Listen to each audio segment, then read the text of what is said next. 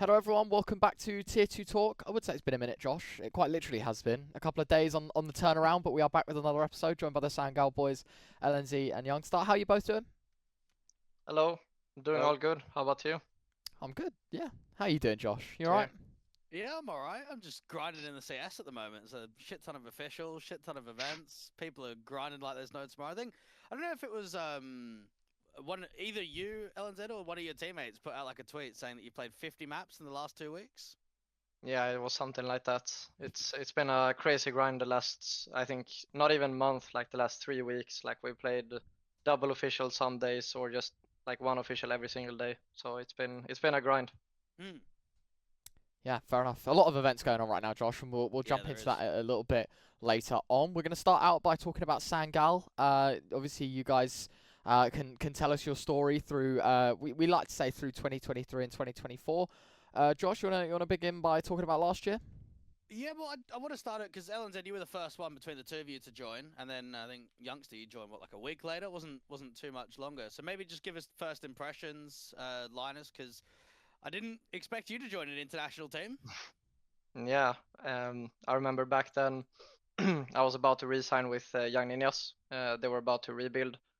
Like a lot of players' contract were expiring at the end of I think it was June or end of May even, which was mine as well. And then I started talking with Sangal. We have already like been in contact since I think it was the fall before. So like my agent had contact with them before, but it never happened anything. So I was still in Young Ninjas for a long time, and then when the summer came, I just felt like it was I just felt excited to join that team since Sangal had been like a team that reached the RMR and they've had some pretty good results in like tier 2. And then it took a bit longer than expected to join them though, because I was not feeling very well. I was like in the hospital for 10 days, and it took a while before like we actually could play. And then I think even though Simon joined later, we were still like playing the first game with me. But I think like the whole like process was pretty smooth to just join them because I didn't have any contract. And youngster, maybe you can give a little bit of insight to making this move. For people that don't know, you came over from Metasport, which isn't the Swedish team that people know of now. It was the Norwegian org with a Norwegian team at the time. So, what was this kind of move like? It was really interesting because Metisport they've made like a they wanted to invest in the CS scene, right? So we've signed like four really great players, and we didn't sign an op in Metisport in the Norwegian lineup. So I was actually often in Metisport before Linus wrote to me, and there's a league in Norway called Ligaen, and we made it to the playoffs, but we failed on stage. Uh, and after that, like the organization decided to rebrand everything, and I was actually in the loop. Like I was supposed to be in the Swedish lineup from the start, or like not 100%, you know.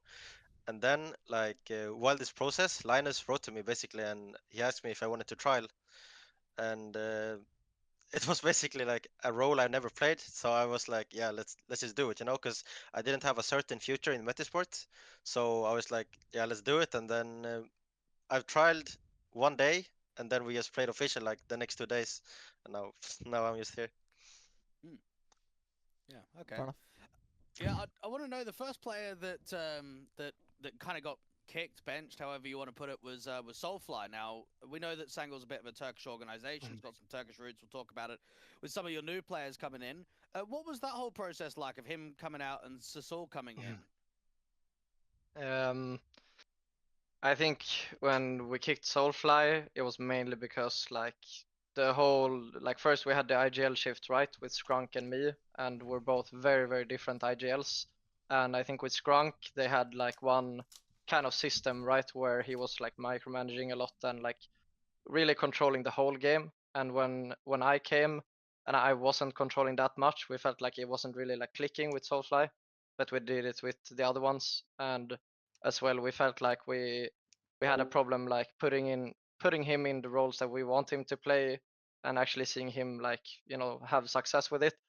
So at the end, it was just like we just felt like it wasn't working anymore, and we had to switch basically. And I think when we brought in Southall, we wanted someone to have a bit more experience, right? Because he's played in Tier 2 for quite some time. He was in Movistar as well when they were like top 30. And I think we thought it would be like a great addition to have some more experience in the lineup. So yeah.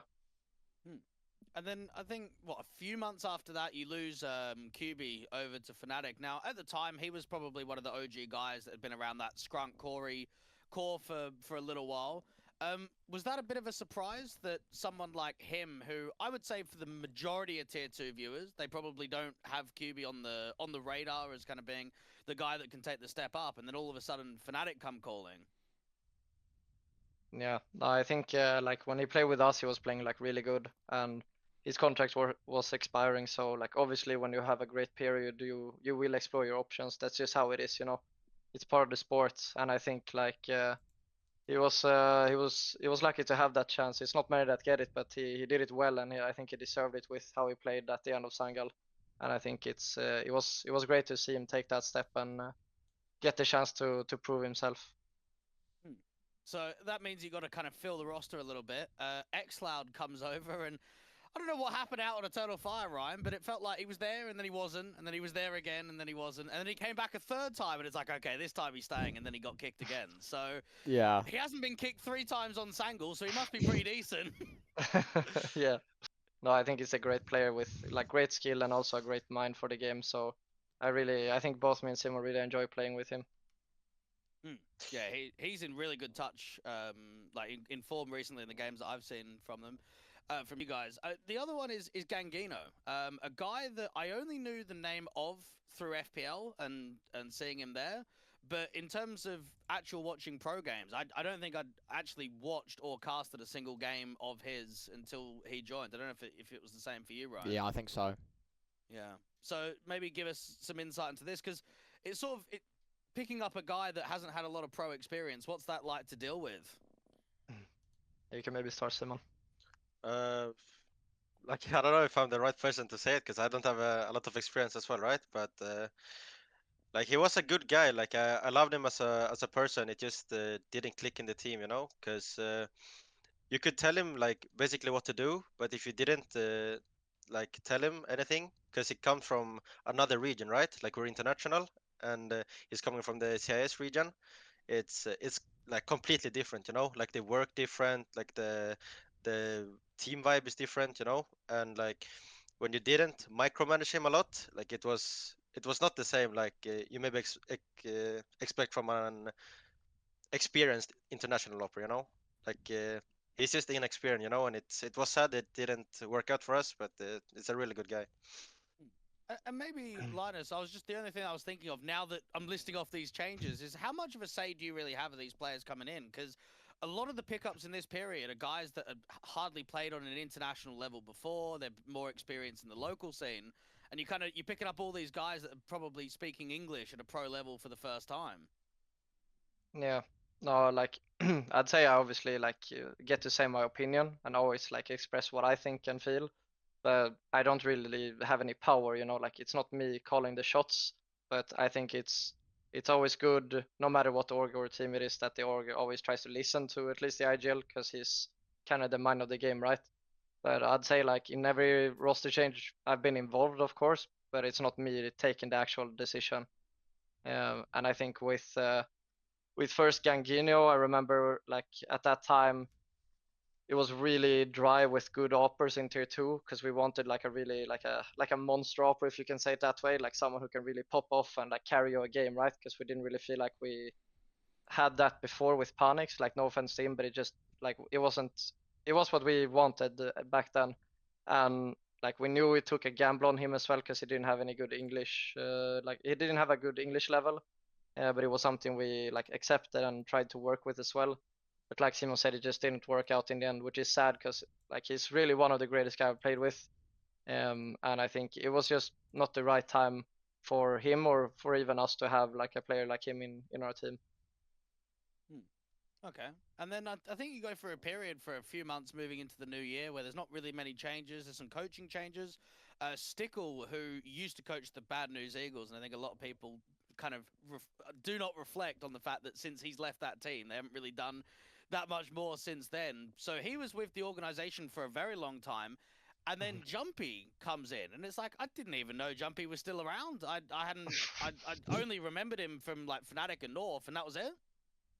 Yeah, no, it was actually a real coincidence that we brought him in, because like I was on the mission to just like find options for the org. Like they asked me to see like what actually coaches are there, and like I was just looking around and I'm like, where the fuck are coaches? Like I can't find any like free agent like coaches, you know, and it's just like looking really dark. But then I was like, I had to take gambles and like look around, and I asked Golden on Steam, like, do you have anyone you know? And he said like, yeah, you should look up Jumpy. And then I was like, yeah, that's actually a really good idea, because that's kind of what we need. And then I added him on Steam and wrote to him, and then it ended up signing him, and I'm really happy for that. I think he's a really great coach and a really great person, and he's done a lot for this team already. Just like after, what is it, 2 or 3 months being here. Yeah. Okay. Ryan, you got anything to add in this period? I don't think so actually. I guess like from what we know at least, Jota, the other obviously other Turkish player that you got on your team, is on loan if I'm not mistaken to you guys right now. Is that the case? I'm not sure exactly about the details, but it might be true. Okay, well if you don't know I won't ask, but I was just wondering like if that is the case, like how difficult is it trying to I guess for you as well, Linus, especially as an in-game leader, like you have like four players that are in your roster, and then you've got like a fifth guy who maybe the certainty of staying in your team isn't known yet. Like is that something that you think about a lot if he is on loan? Like maybe he isn't, and you know, just in general, like if you're playing with a lone player, is that something that you keep in the back of your mind a bit, that at some point he might just disappear? Not really. Like I think it is true that he's on a loan, but for me, I think for everyone in the team, like we see him as part of the team, and not that he could like disappear anytime. And I think you kind of have to have that mindset no matter what, if a player is on loan. So otherwise you will just think what if, but it might not even happen. So there's no point to just worry about it, and I think it will only do more damage than actually good for you to think about it. Yeah. I wanted to ask about Sammy, because he's a guy that I casted quite a bit on Honorous, and this is his first ever international stint. Now, he's not officially signed with you guys, but he's been playing there for a while, so I think it's quite obvious that he's involved in the team. What's the situation like that with bringing someone like Sammy in? I'm not sure how much we're allowed to say, but Maybe tell us about him as a player then. you can take this one, Simon. Like I don't know, like he's just a good guy, you know. Like he's not the most vocal, you know. Like he's more like a background operator, if I would say. Like he has his moments, of course, but in our team, like we have really good riflers, so he's more like a supportive operator than being aggressive. Like of course he has his aggressive moves, but he's a calm guy, you know. It's like in the background, he does his job very good. And Go I'd say on. also like he is an operator that's like really good individually, that he can make like a lot of out of nothing. And I think a lot of times when we played, we've won games just because of him. And obviously everyone in the team has their moments, but if we only focus about him, like he does so much for us in that sense, that like he can just like he can be 0-6 and he can pop off and get a 3k, and then he will be getting 9 kills in 3 rounds, and like nobody just sees it coming from nowhere, you know. And I think that's kind of what you need in an upper. Was maybe a reason of why him was also because he's quite experienced? Because I think when I look at your team, between you, Sammy, and maybe xCloud, there's experience there, but with you, youngster, at the higher end of tier 2, haven't seen much of it. Same for Jota. The team's doing really well, but is that also because it's sort of a core 3 of experienced players right now? I'd say like the most or the biggest thing why it's going better now than before is actually because of Jumpy, because he's improved me a lot, and I think also when the leader just like raises his own level, like it's gonna go better for everyone. And I think everyone like in the team right now is just fucking smashing it individually as well, which makes my job easier as well. So sometimes I don't have to do anything. People just do their thing and fucking carry me. Sometimes I carry them with the calls, and that was something that we didn't have before. So I think like just getting a new coach, like like getting a second leader in the team, or I'd say maybe he's even taking more charge than me, is just making like a huge difference for us as a team. Yeah, maybe don't speak too highly of him. Otherwise, I think a couple of other tier 2 teams are gonna come knocking over. But yeah, what I want to ask, maybe you can help out here, Simon, with the Swedish scene. Linus, when I reflect back on last year, I felt like the Swedish tier 2 scene was actually in a pretty good state. But now, it's like Metasport are doing quite well. Alliance and Eyeballers look pretty weak right now, and then 0-0 prospects are gone, and even Young Ninjas aren't even Swedish anymore. So what do you think's happened in the Swedish scene recently? I have actually no clue, because as I said, like in the beginning of my career, I actually went to the Norwegian scene, you know, so I probably know more Norwegian players than the Swedish players. So I actually have no clue, because like as I said, it was just a coincidence that Linus knew about me actually, because I'm actually kind of I'm still are, I mean, like a no-namer, you know, people don't know about me, so it's actually a coincidence I'm in this team from the start. And about the Swedish scene, I have no clue actually. I What don't do you know the think then, players. Linus? I'd say like last year before I went to Sangal, like during the summer, I'd say it was probably in their worst state ever. Like really, like we had one team which was Young Ninjas, and we were even disbanding. So like there was basically no teams. It was only like because that was back when prospects knew that they were gonna disband as well. The org was shutting down like the project, and then there was no like real teams really. Like it was only like mixes. So I'd say like last year it was probably in its worst state, but I think now it's probably not the best ever, but the best in a long time. Like you said, we have Alliance, Eyeballers, and we had the Godsent. Now it's not there anymore. But if you'd say like 3 months ago, it was probably the best we've had in a long time. And I think it was really good to see that there was a lot of good like Swedish teams who could compete like on a good level. And it was just sad to see that maybe it's going worse for all of them now, and one is even gone. But I think it's a good sign at least. Okay. Josh, maybe we can move on to some events. Yeah, can do. I think there's a little bit to get through here, so we can just jump straight into it. Starting off, we'll just go top to bottom again, I reckon, Josh. Yeah, that's fine. We can start with CCT. Obviously, it was back. We discussed a few episodes ago that it's come back into life, which is always nice to have, I guess. At least from what I can see, it's meant to be like 20 series long from what I've gathered. At least that's what it's listed on Wikipedia. I think the initial HLTV article had it as 20 series. Which is crazy considering each one's 50k in prize pool. So fair play to them that they've come back. I think ran very similarly to that of old CCTs, Josh, but they kind of got rid of like the regional Swiss part of it all. It's all just like basically main Swiss into playoffs.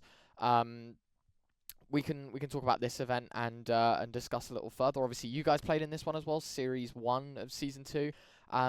We can just start off, maybe, do you want to have a look at some of the teams here, Josh, and then we can sort of... Yeah, we can do. There's some good teams. I mean, I think we saw that in CCT last time around. You're always going to get sort of like your majority middle of the pack tier 2 and high end tier 2, and then you get some decent invites to the playoffs as well. So yeah, there's some strong teams in here.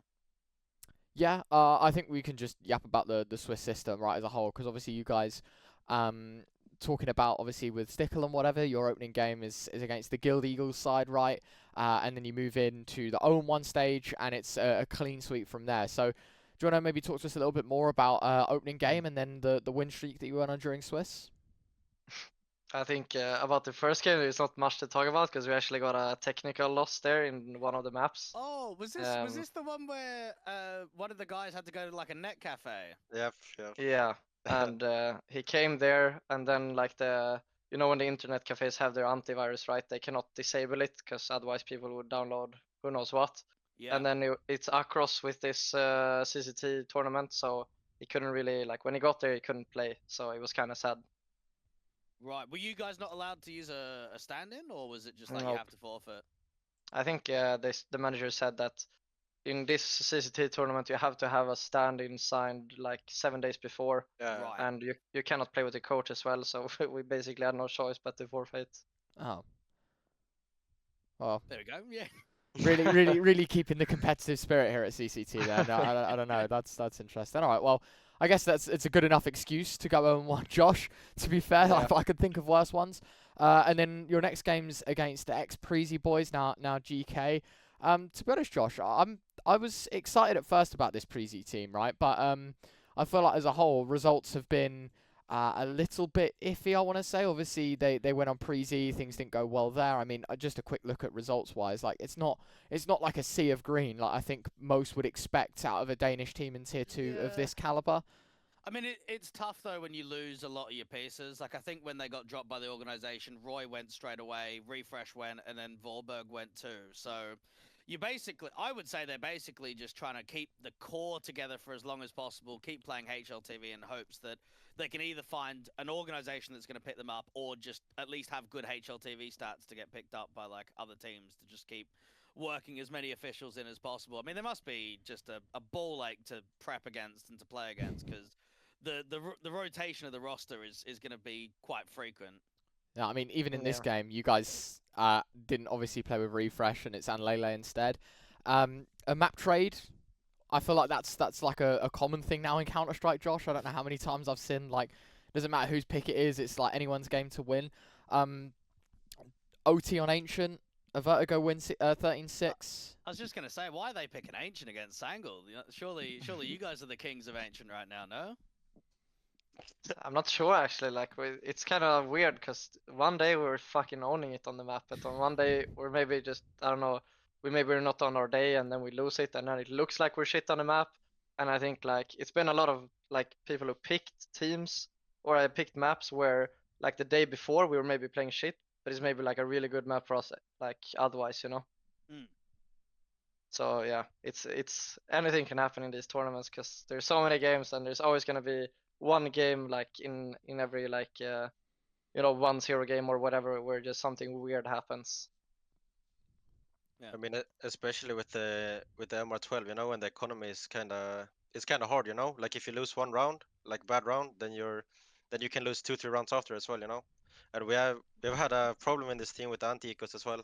So like if you would lose one anti-eco, then you could lose 2-3 rounds after as well, you know. So it can look worse than it is, you know. Yeah. Okay.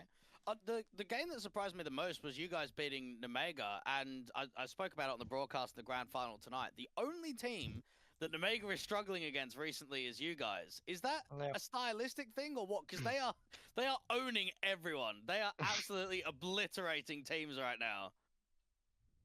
Yeah, I think with them like they're obviously a really good team, but like I felt like when I prepped against them that like what their biggest strength is probably their individual skill. It doesn't feel like they have an insane caller or that they have insane team play. It feels like it's more like individual based, and I think like when you prep against those teams, it's kind of not, I wouldn't say easy to play, but it's easier to play than maybe other teams who have good tactical aspects. So like I'd say like when we played against them, they don't feel like they're beating everyone, you know? Kind of feels like a normal team that we usually play against in that sense. Yeah. I mean, a bit of an underperformance from Flammus as well. Maybe that might be something too, is like quieting some of the star players, because I think Xanta and Flammus just look unreal over like the last couple of weeks. I mean, these guys have been in 3 grand finals in what 2 months, and they've won all of them. So yeah, definitely a team on the rise. But yeah, this is a good result from you. And then you faced off against the new 1-win team, which I think setting expectations is a bit tough of this team because it's not even a core. It's just legitimately a brand new project. And I don't know, Ryan. I mean, Jo and Nealon on the same team. It's like you got 2 IGLs. Yeah. So where's the hard hitters? Like where's the guys that are going to put in numbers? Ladic's one of them. Ryujin's the other. And it's like Buster, Jo, and Nealon. I think if you check the stats, it's pretty rough from all 3 of them. So I think this could be a tough team to get results going for. I don't know what it is, but this reminds me a lot like when Nealon went over to Liquid for a bit, right? He went to Liquid for a little. Sorry, Gamer Legion and EG. Yeah, that's it. Yeah. And it was like it felt like a very confusing move, and I guess obviously going back into CIS, right? Like obviously Nealon probably a little more comfortable. As you say though, like you go from a disappointing time like in his career. You could probably have a look, you know, not to disrespect too much when it comes to stats and whatever, but you have a look. Obviously his stint in EG had a very short one in Gamer Legion. Now he's on 1 win, and like the last 3 moves out from K23 have just been a steep decline, and I thought, okay, him coming back is going to be a chance for him to sort of like re-establish himself as an in-game leader, like put himself back on the map, have like a good team around him of individuals, and you're dead right. Like you've got Jo, who is obviously, you know, a quick check of previous teams as well, and you'd realise, you know, I think he's been like the IGL for the Mega for like 2-3 years. Exactly, like he's been a long-standing IGL. I'm, you know, no flame to Buster here, but I don't think he's exactly known as like a fragging powerhouse of CIS, right? He's more of a cool head and a consistent fragger at that. And as you say, like sure, this combination of Ryujin and Latic are strong, but I think you've just got to look at firepower as a big thing and be like, well, this is like I don't want to say it's doomed from the get-go, but you know, when you're picking up 2 IGLs and you've got 3 people on your team that don't frag, like, you know, I feel like Ryujin and Latic could have a call up instantly because the stats are going to be fucking mega because everyone else is just playing normal. That this team falls apart in seconds. I don't know. I'm not convinced with 1-1.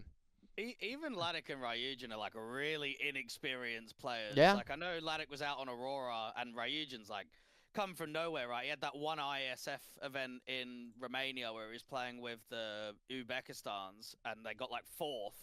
And it's like outside of that, you ain't playing at a high-end level of tier 2. So was this just like a free win, Linus? Did you look at this one and say, oh yeah, we're getting straight into the playoffs now? I actually think, like, not to say that they're like super good either, but I think they were kind of tough team to play against because they have this play style where like it's not easy to play against them.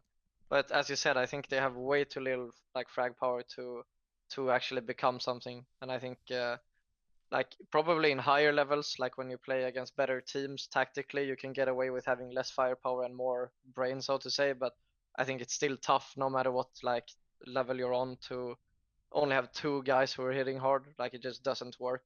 And I guess you can kind of see that on like G2 as well with like Nico and Monesi. Like the other ones maybe aren't stepping up like they should, and then they're gonna struggle. And it's kind of the same with these guys, I feel like. Yeah, and 1 win as well, Ryan's been like a household name at the higher end of tier 2 for a little while, like the Nickelback and Hooch roster, and then before that the glowing Deco, like that one. Like, bro, these guys have been top 30 for a good couple of years, and then they bring this lineup together, and it's like, that's a bit shit. Like, it's not really much there.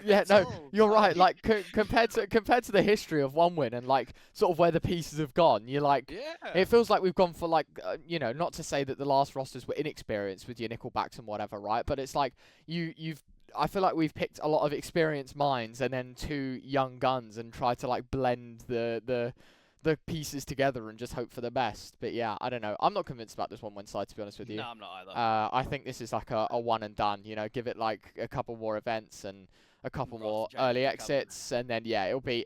Yeah, you're right. We should never have picked up 2 IGLs. Who would have thought it? And just sack off Jo, or if Nealon continues playing poorly, then you know maybe it's his turn instead. I don't know, but yeah, disappointing. But obviously, even Buster has literally gone from Cloud9. Like I know he's been on the bench there for a little bit, but you've gone from Cloud9 to 1 win where you're going to be scraping playoff runs. Like they ain't coming easy. And Linus, I think the next game you played, which was yesterday, I think, against Metasport in the round of 16.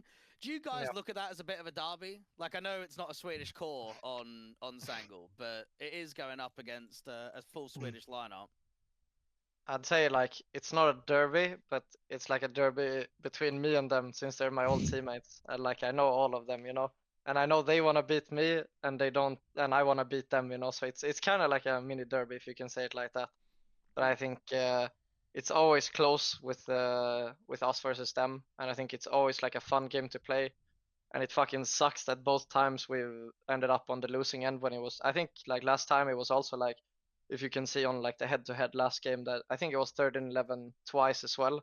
16-14 like twice. Oh yeah, that was still in Go, yeah. So like you see, it's always close against us, and it fucking sucked that like not to say, but if you look at the stats as well, like if Nilo wouldn't have performed like he did yesterday, we probably would have been on the winning end. But that's how it is when you have Nilo. That's Oh, why he's hyped, you know? He's so yeah, good. we've spoken about this a couple of times. How the NIP organization let him walk, I will never know. No, Like, yeah. surely I you think at least rebuild around him or sell him off. Like, they just let him walk out to fucking Metasport. But I think what people don't understand with NIP as well right now is that they don't, like, people don't want to go there. Like, they've asked Nilo like 5 times, but he's every time said no, you know? And that's not something that they can do about. But that's still their, like, responsibility that they fucked up so bad that not even young Swedish players want to go there anymore like it was before. Like 3 years ago, every single Swede would say yes, no matter who they are. But today it's like 50-50 if they want to go there or not. So, I don't know. Yeah. And I think we saw this Metasport team that played out in Brazil, but unfortunately, Nyla had school or something, so they had Plopsky standing in. So we didn't actually get to see what this team was going to be like as a full 5 on land. But this hurts because, again, single elim bracket of the playoffs, first round, really close game. Do you know, go on, Ryan. it really frustrates me, right? Because obviously, here it's cutthroat, right? It's like single elim, round of 16, that's it. You go big or you go home, effectively. And then you look at like fucking Pro League, which is like the tier 1 equivalent of like this like big like team system, right? And it's like you can lose 2 games and still make playoffs. Like it's effectively like a triple elim bracket that they've got going on there. And here in like, I guess, you know, maybe for CCT it's just about trying to like compact the schedule as much as possible to fit as much in as you can. But it's like, fuck, like, as you say, like, you probably feel like a hard game against Metisport, but you drop down to the lower bracket, and, I mean, what, you're going to be playing, like, a Koi or an Eyeballers or something like that, and, you know, like, I don't know, I think it would be a lot more enjoyable if we had a lower bracket for these things, but... I don't think we get lower brackets in the high-end tier 2 events for playoffs ever. Like, I know some of the European Pro leagues and like the United 21s do lower brackets. No, it is true. It's very normal for them not to, but I don't know. It's been a while since we've seen it, Josh. I'd like to see it make a comeback at some points, because then I feel like a loss like the one that you took against Metisport probably feels like a little bit more justified, that you at least get a second chance in the lower bracket, right? Because it must suck losing 13-11 twice, and then that's it, you're done in the event. And just to touch on the playoffs as like an overall, like the Gaming Gladiators, they're a team that are doing towards the higher end of tier 2 since the major. I casted Amcal the other day. They looked fucking awful. I don't know what's going on with no, these guys. it's so true. It's so like, true. They look like dogs, man. Yeah. I don't know how this team is doing so well and like made it to the major and everything. 9 Pandas is a bit of a weird one. Like I know they qualified to the major, but they couldn't go. They look really rough recently. Like they're taking a lot of losses. I think they were on a 9-game losing streak at one point. Even Fnatic, you casted them the other day, Ryan. Like I don't know what to think of the results wise for this team. That single result for Fnatic against Sashi will live on in my mind forever. It is terrible. Was it a bad game from them? I didn't see it. It wasn't terrible, but they should never have lost. Like Sashi go 13-6 up on Mirage. Like in this game, like Sashi are losing 6-2 and they lose the map 13-6. They like claw back on Vertigo just about, like super stressful end to the CT side, and they get fucking demolished on Overpass. Like owns 13-4. It was like wow. It wasn't even a competition in map 3. And I think just to touch on like the Fnatic point even more, I don't know, man. Like I saw a HLTV comment, and usually I hate reading the HLTV comments because it's just pure troll, right? Like everyone's like, "Oh, fuck this player! Like he throw the game like 3C2." But I saw a comment, and it actually made me think here, and it was like, Fnatic's name, I feel like is getting driven into the ground every game they lose at this point, right? Like I think back to like the Fnatic team that won back-to-back majors, and like Crims is obviously, or not back-to-back, but Crims is like been a piece of all of that, and you've gone from like, you know, this sick Fnatic team like the JW days and things like that, and then we've just picked up like a mismatch of tier 2 talent, Josh, and in my opinion, like you look at maybe some of the individuals here have some experience in international teams, but nowhere near to the level where everyone just gets the call up to Fnatic, right? And obviously QB, one of those players, as you said, he had a great stint at the end of Sangal, but that was kind of the story for everyone, right? With like obviously maybe not so much Body and Afro, but Matty's as well, obviously coming from basically like Sampi and Enterprise, right? Like, Sampi would have been. Was that a European team at the time? No, it wasn't even. No, so no, it was. full local. Yeah, so it was what Enterprise, the local team at the time, through 2022 and Local the 23. whole time. Sampi again, like a regional team, and then to get called up. I don't know, but yeah, my rant's over. Fuck Fnatic. I feel for like the with change. I feel like with Fnatic that like with I really like Body. Like maybe he hasn't shown the best like Yeah. recently, but I really like him. Like I think he's a great he's a great player. And I think Mattis is also insane. Like you probably have costed him 100 times when he played in Sampi. Like that fucking like 120 rating or something in for like a full year. Like he's absolutely insane. And then I think Crims is just Crims. And I think with those three, they have a really good core. I feel like it's just they've been really underwhelming with like I think Afra has been bottom fragging and he's a upper. And I think that's only that is making them play so much worse. And I feel like with Afra as well, he's such like a he's such an active opper who does like these like crazy peaks sometimes. Like I think he was probably the one who invented like the the side main peak on nuke when you hold like the deep angle on yard. Like nobody ever did that before him. And like if he's doing that and not hitting his shots, he's just gonna die, right? And before when he played with Heat, he was always getting those kills. And it feels like now he's always missing those instead. So I don't know.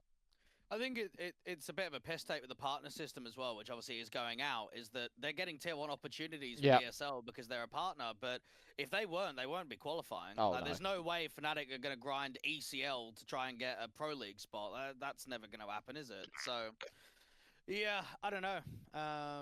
Yeah, I don't know what to think about them. I mean, even OG, like, I think they're just, like, not even a tier 1 team anymore. They're the same as the partner system, aren't they? Like, yeah, they've got one with get the Blast, don't they? invites. Yeah, it's just like they lose to everyone. Yeah, but it's good for the points, Josh. That's what keeps them there. You know, the Yeah, HRTV points. Yeah. You can buy your way to the top. That's at least it's going. At least it's going. I'm happy about that. All right, we can move on to Res. It's a tournament that I've been casting a lot, so I've been watching a lot of your games there. The back-to-back European events, I don't even think it was it was like one day off, and then the next tournament started again. They've got quite a big circuit overall, Ryan. I think they've got 6 European tournaments, 100K.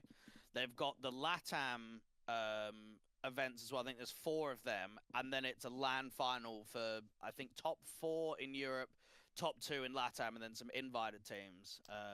See if it's on. So it's like a whole point system basically of the rankings.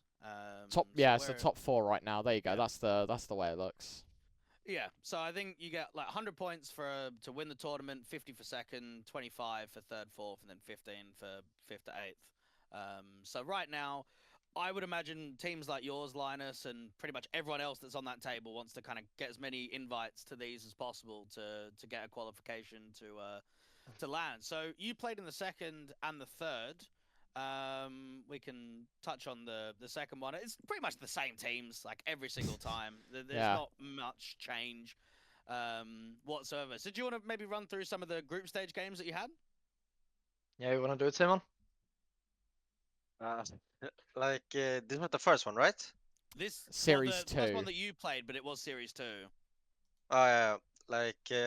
During this period, we have recently done a lot of. I'm not gonna blame it on that, but a lot of position switch, right? So I've had struggles to find myself and a identity, to be there were obviously some games I could just pop off, but it was hard to find the consistency, And then of course as an inexperienced player, I don't have the confidence, So maybe if I have a bad start, maybe I 0-5 or 7-5, it's hard to bounce back in the game, And but I think now with Jimmy, we've built Jumpy, we built a good team environment, So we're everyone trying to help each other, And now it's just going better and better. But this event, it was horrible for me, But I'm glad I bounced back, and I'm on the way back, I think go on, I think when we played this tournament, we got a revenge versus 9 Pandas because I think we lost against them the time before we played them. It was a really close game where we should have won that one for sure. So when we won that game, it felt really good. And I think that's kind of where it started for us, that we we started feeling with this lineup that we could actually do some damage with the team. and I think that was a good like starting point for us, because I think especially for me and Simon, like with all the the player changes and ever since we joined Sangal, it's just been, I think, shit. Like there's been so much bullshit, and it just felt so good to actually like just pin like these kind of teams down and just like actually show what we're capable of. And I think like when we played this tournament, when we got those wins, we just started like snowballing in a way, and we started winning a lot of games. Yeah, because I casted a lot of the Sangal before you joined when Scrunk was still calling, and then I casted a lot of you guys towards the tail end of last year. And to be honest, I thought your team was pretty mid, like pretty average. Like I didn't really see that many great results. It was like, it's a bit underwhelming with the players that they've got. But this rest tournament and moving into the next one, I feel like this is the best looking Sangal that we've seen in a while. Like probably close towards a year. Like you're giving fights to high end tier 2 teams. You're getting some decent results. Unfortunately, I'd say you have a tough draw of teams. I mean, you have to play Nemega in your group stage, and then you go up against Bleed in the first round. And I mean, Ancient, the scoreline might say it was quite close. I know it was a bit of a troll from them. Like, they probably could have closed that out a lot earlier than they did. But this is a team that's, like, really good. I mean, getting Vladin in the lineup in replacement of Lonks has helped this team go a lot further. And bro, this was like Cirque's like unreal tournament. I don't know what was going on, Ryan, but every tournament before this, it was like lowest rating on the team, wasn't hitting anything. And then he comes into Res number 2, and he just is fucking like the best player in the tournament. So yeah, it'll probably show by the stats. Yeah, look at that. Positive 61 KD difference, 1.24 rating. And to be fair, since then he's been putting on some good showings. But, Yeah. so what do you think of this international team? I think Bleed is a really tough team to play against. Like I think they're probably if one of the best, if not the best, like tier 2 teams right now. Maybe Sashi is above them, like as we speak, but I think Bleed is really up there. Like they've been playing really good recently, like, and they showed it in the tournaments they played as well. And I think yeah, they're just so tough to play. Like Hampus is calling good, he's fucking top fragger in the team. Turk is also starting to play good. Faven is always annoying to play against, and then they have Cypher who's just running around and killing everyone. And I think it's just really hard to play them, I think. Yeah, a lot of wins, a lot of deep Yeah. tournament runs, and honestly, this is a lineup that's built for LAN. Like I know they have to make qualifications to get there first. But they're playing this Mongolian event, the Messner event that's coming up soon. They got an invite to that, so it will be nice to see what these guys are going to be like on LAN. But all round, they look really consistent. And one of the aspects I've seen in the past, Ryan, with these kind of teams is like experienced tier 1 players dropping out of tier 2, is they think it's just going to be a walk in the park. They kind of come down here and they're like, oh, it's just going to be easy. And they look shit. They don't look like they're putting the time in. But if you're looking at the hours that these guys are putting into CS and the results that are being grinded, they're doing really well. So I think it's only going to be a few months, probably coming out of the summer break, that we're going to start seeing some more LAN events where these guys will probably do a lot better than they will online at the moment. And I think it comes at a really good time for Bleed as well, right, as a whole, because obviously at the end of this year, we're saying goodbye to the agreements like the ESL have with their players, that Blast have, with the teams and stuff. So, as you say, like, if they have a good second half of 2023, after the player break, they come back and, they're playing at these big LANs and they're getting good results and the invites keep coming in, then the likelihood is when we look at the Valve rankings for next year and onwards, like, this is a team that's going to be talked about a lot more. Like, I think the timing, maybe, if you want to be critical, it's slightly too early to start winning events, but if they can keep this momentum up, and as you say, like, you have a look at the results here, like the games that they've been playing, the amount of green that we're seeing out of them now, it's scary how well they're playing, and like the win streaks are really there. I know there's a couple of losses here and there, but yeah, I love this Bleed team, to be honest with you, because I think as you say, like a lot of teams get humbled very quickly when they move from tier 1 into tier 2, and players just think, as you say, it's going to be fucking so easy, we're just going to run through everyone in front of us, we're tier 1 players. But I think, everyone will agree, even, some tier 1 players that have dropped down, that tier 2 is a lot closer to tier 1 than people would like to think. I think that there's plenty of opportunity that tier 2 teams have taken where they move into a tier 1 event or something, and it looks good for them as a whole. Bleed on one of those teams that definitely could capitalize in the very near future. I actually think that they may be the very best international team from scratch in this time window, like ever. Like in the tier 2 landscape, I mean, because you probably know it as well, Linus. Doing international teams is not easy to generate results straight away. And the fact that they've been together, what, 3-4 months, and they're in grand finals, they're already making it to LAN qualifications. So yeah, I think that there's a bright future for this guys. Yeah, as you said, it's really hard to get like a good international sorry, a good result like instantly when you're an international team. So I think they're doing a good job, really. Like it's gonna go good for them, I know. Yeah. Nemega ended up winning out that event. Zero Tenacity. I mean, I'd love to get these guys on the show, Ryan. I know a lot of people have been a bit iffy on them recently. Neo but, Frag is a fan. Is a big fan. Yeah. Look, their results, I would say last year they were grinding so much and they weren't really getting anywhere. But it's actually felt this year that they're actually getting into sort of top fours. They're getting into some deeper playoff runs.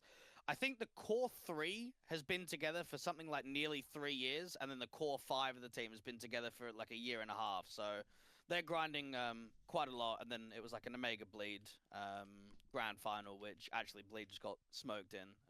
Omega were just too good. But yeah, we can focus on the third event now because that was the one that literally ended today. Yeah. There we go. We start with Group C for you guys. A loss against Paravision in the opening game. You know, we won't repeat what me and Josh said about them in the last episode about how good they are. Well, do you know what? It's funny, right? Because you are right, Ryan. But the weird thing is, and you probably get it up on the HLTV for Paravision, they went 5-0 in ECL first groups, and they had one other tournament. I can't remember what it was, where they did really well. But everything else, it just seems like they lose to everybody. I'm not sure. Yeah, I can't really remember what it was. But anyway, it was like first round of ECL, they did really well. The team on paper has got some good pieces, but I don't know. What do you guys think of Paravision? Because they look really rough to me. I know that he lost to them here, but as like a team overall, surely you'd expect a lot more from these kind of players, no? I think it's a good team. Like when they came back with Jerry and Art Frost and Patsy, like they had a rough start, you know. Like they lost everything except ECL, you know.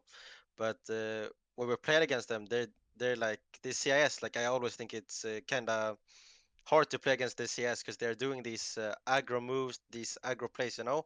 Like they catch you off guard a lot, you know. And Jerry, like I remember in Cave, like he didn't care, you know. He just pressed W and he was in your face the whole time. So, like I think, and with Belchanok, I think it's a really good pickup for the team as well. Like I see the potential. I don't know how Linus or how you guys feel, but I think these guys can be really good, you know. I think I think they have a really good team, to be honest. Like I think the results have maybe not been the best, but I think it's like it's gonna come. That's kind of how I see it. Because Yari, I think, is obviously a really like good and respected IGL, always making good lineups from scratch. Patsy's also been like a talent for a while. Maybe been a bit underwhelming compared to when he was at his best in Spirit. Art Frost, yeah, he's also obviously like really good. I don't know too much about Belchanok though. Like I've played against him, but I don't know him that good.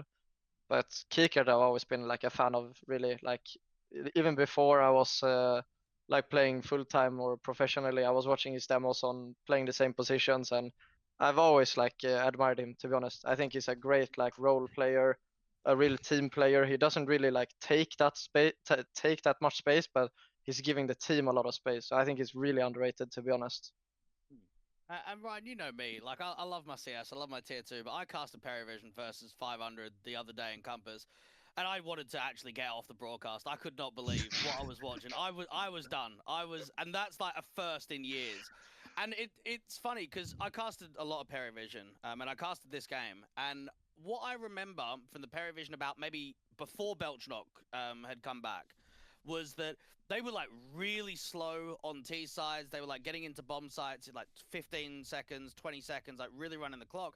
But then this was the opening game in Res, and I just remember like feeling as if they were a lot more aggressive, that they were making more moves, that they were changing their pacing. So it might just be a stylistic thing that they tried a certain style, it didn't work, they need to adapt. And I actually thought the Perivision in this event looked a lot more like sound fundamentally than what I'd seen previously. So yeah, maybe we'll keep an eye on, see how they go, see if any of these players get picked up to Cloud9 maybe.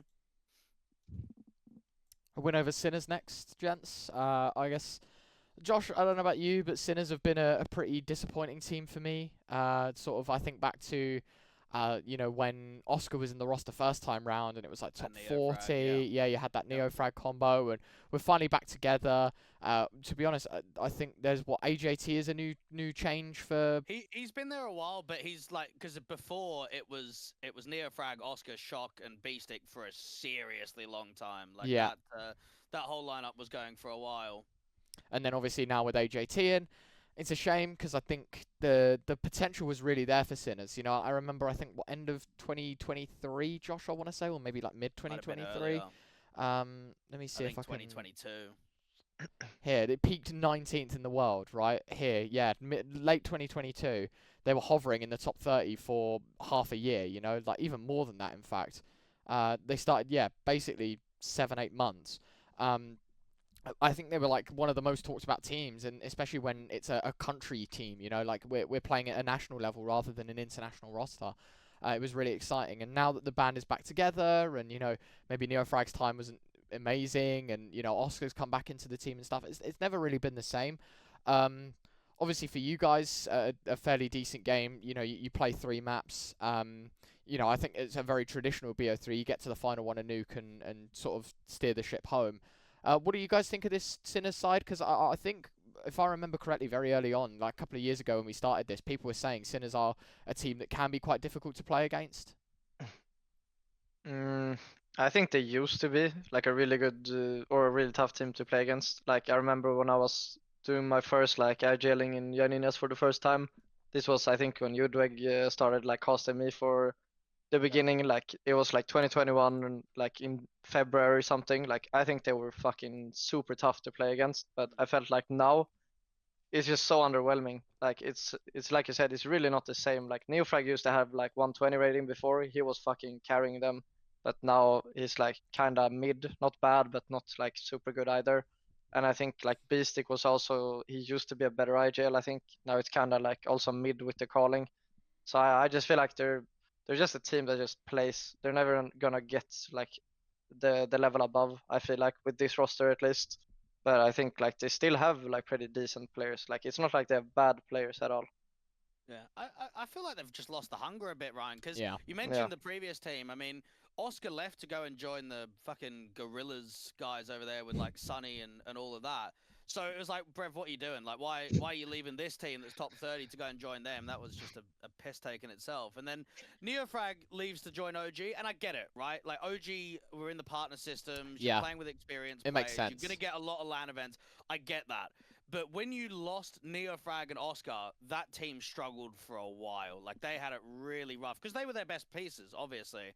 And it's just like now that they're back together, it's like, well, we had our opportunities, we blew both of them.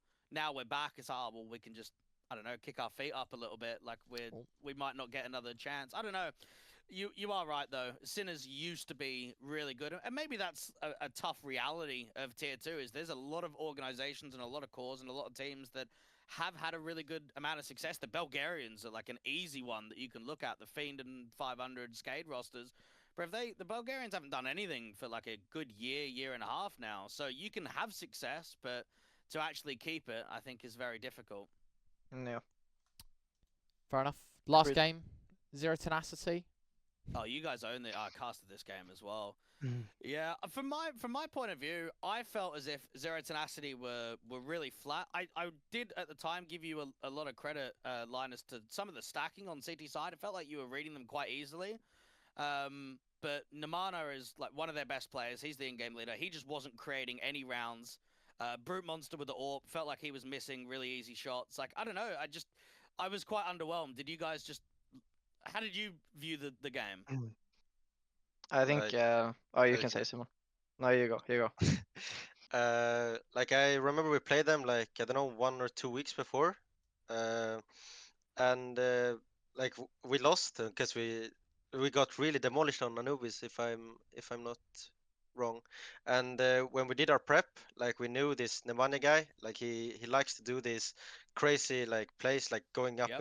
in the ramp smoke, just plus Wing on mid in Anubis. And when we just talked about it, like it felt like we had a really good game plan. And like as you said, like Linus had the good reads on the team on what to do. And I felt like Brute Monster, he's usually the guy that's fragging a lot, you know, and he didn't have his game like. So of course, when he's off individual, it's easier for us as well. Yeah.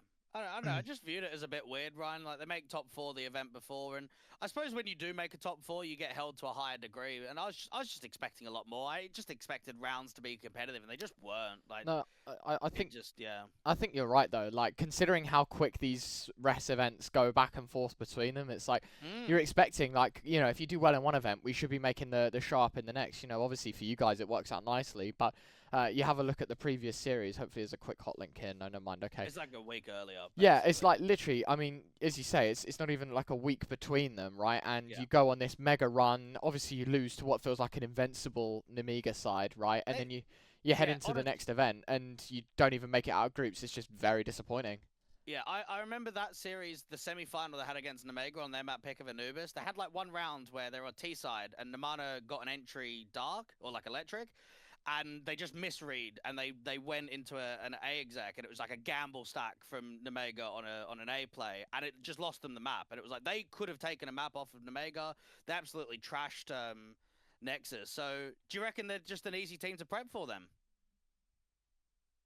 I think, yeah, like really, like probably one of the easiest ones. Like I felt like Nemanja is just doing his same shit all the time, and when he can't do what he wants to, he's not gonna do much. Like you could see against us the last game, like when we knew how to play against him, he wasn't getting any opening kills, and we were just like snowballing on them. And I think on both these maps, Vertigo and Anubis, I think we started T on both, and I think when we won Pistol and like started getting the momentum, like it was pretty easy to call as well, because they're not like a team with a lot of depth, like tactically. So I think like against teams like Zero Tenacity, I feel like it's just really easy to call if you have some momentum. You can really snowball over them. Yeah. The playoff game. Did I cast this one? I don't remember actually. What time was it? No, I don't do the morning games. Fuck that. Yeah, this no. game, man, this was just fucking a slap in the face for us, I think. I think for the alternate attacks, for the people that don't know at home, it was like the core of Freeze, Azuk, and Perks that was together for a really long time. They lost Slacks to M80 at the end of last year, and then Speedy retired, so they kind of in a bit of a rebuilding phase. Perks, I think this was his first tournament back, or maybe one of his very like first few games coming back into the roster. When I've casted these guys, I always feel like fundamentally they've got a really good understanding of like timings. They're very clinical with trades. Like they don't give you many free kills. What was it like playing alternate attacks? I think like we played them a few times, and I think with their old lineup, like I think it was when Perks was still there, but they didn't have Hyped and Arrow. Like I felt like they were like a more tactical team, you know, they played more structured CS. But I felt like now when they have like Hyped, he's doing more of that crazy stuff with the op, right? And I think now they're a more like tougher team to play against, in that sense that you can get picked off very easily against them, which kind of happened to us. Like we did a lot like first entry, and we couldn't really like get back into the game. Like they were just snowballing on us, and I think that's what I meant with a slap in the face for this game. That I think it was a good lose for us, because we had to like get back on the earth for a bit after winning a lot of games that were not like invincible, right? And we have to also, like, if you're just winning, you're not learning anything really, or you're learning but not as much at least. So I think this was a good lose, to be honest. Fair enough. Okay. Yeah, I didn't cast any of the quarterfinals. Now I remember, because I was doing the Compass semis, but I did cast both semis in the grand final. Do you know what? Those Passion UA guys, Ryan, I actually rip into quite frequently on the broadcast, because I feel like they just make a lot of rookie mistakes. They throw away so many man advantages. Like they can close games out so much easier, and they just make it tough for themselves. But to be fair to them, they probably should have beaten Omega. I think they were 11-10 up on Vertigo, and they had a 4v2 on the City side, and they just completely trolled it. Just like overpeaked, like, and it was just like, Brev, that's the round. Like they had no money. They win that round. They literally win the map. They went out onto Ancient, and I was kind of thinking, oh, Omega is going to stop these guys now. They're going to just come back in 2-0. And Passion UA lost 2 ecos in the second half and still brought it to overtime. So, yeah, I don't know. These, I was quite impressed with them in this isolated game. Have you seen much of Fear and Co, Linus? No, I haven't actually. I even forgot if I can join them. It feels like they're just such a background team. They don't play that much as the other tier 2 teams, Yeah, or at least from what I've seen. No, they're playing a lot more now. Like they've been in back-to-back rest tournaments. I don't know if it's like a bit of a CIS derby as well that maybe give them a little bit of an edge. But Ryan, you've cast them a little bit. I don't know what I think about them, to be honest. I'll have to let me quickly find the game that I casted of them, because I was the exact same as you, Josh. I looked at this team and it might have been pre-Fear, to be honest with you, and I was like, yeah, no, see you later. Like, it's not happening. I think it was like an Elisa or something, and I was just like, yeah. Quite early on. It was like, yeah, no, this is done. See you later. Like, I've got this written off to be. I don't even know who they were playing against, but I was like, yeah, this is like whoever they were playing against is gonna win.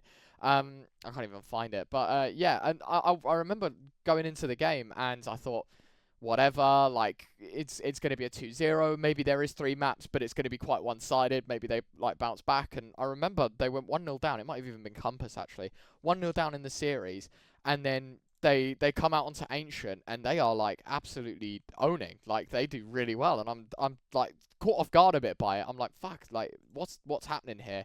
Not the team that I expected to see whatsoever. I think they actually go on to win the series as well, to be honest with you. So yeah, look, they're an okay team. I think I don't want to disrespect them too much. I think it might have even been. Let me check this Godsent game. Yeah, I think it was this Godsent game, right? And it was like as you can see here, like close first map. It was an eye opener. They go on to Ancient, their pick, and absolutely slap them, and then play Vertigo and demolish them there. And it's like, fair enough. Like they are actually not a bad team. You are right. I think Linus is saying like I don't see their name enough to like indulge completely into this like storyline of Passion UA in tier 2.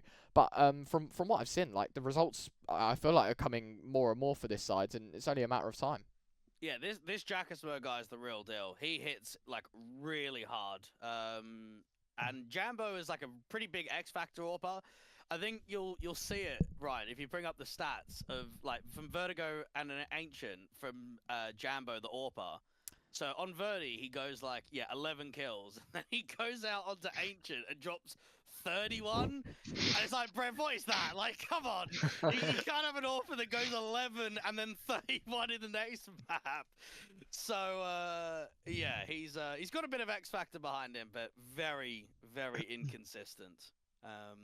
But they looked pretty good this event. I mean, they beat 9 Pandas twice, and then they thrashed Perivision in the quarters, and then nearly beat Nemega. So fair play to them. In this actual isolated tournament, they've done very well. And then I casted Nemega today, and they just owned Mal's NXT. So yeah. I think one more to talk about, Josh, if I'm not mistaken.